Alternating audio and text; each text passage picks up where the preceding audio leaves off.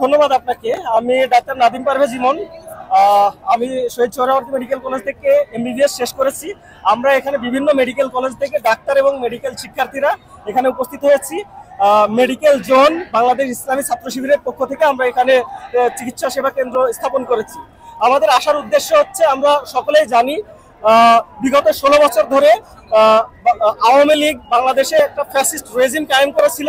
শুধু তাই না, তারা গত জুলাই বিপ্লবের সময় বাংলাদেশে প্রায় 2 শতাধিক বাংলাদেশি জনগণকে নির্বিচারে গণহত্যা চালিয়ে তারা হত্যা করেছে। এর ফলে তারা নৈতিকভাবে এই দেশে রাজনীতি করার সকল ম্যান্ডেট হারিয়েছে। আমরা চাই নৈতিকভাবে ম্যান্ডেট হারানোর সাথে সাথে আইনগত প্রক্রিয়ায় এই আওয়ামী লীগকে নিষিদ্ধ করতে হবে। যতক্ষণ আওয়ামী লীগকে নিষিদ্ধ করা না হবে ততক্ষণ এই আন্দোলন চলমান থাকবে।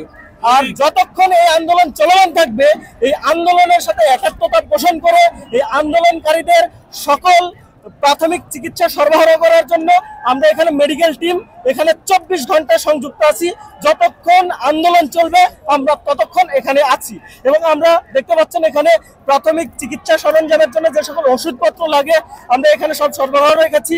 সাথে সাথে কেউ ইনজুর্ড হলে যে ফার্স্ট এইডের জন্য যে সকল সরঞ্জাম লাগবে আমরা সেগুলো এখানে সরবরাহ রেখেছি।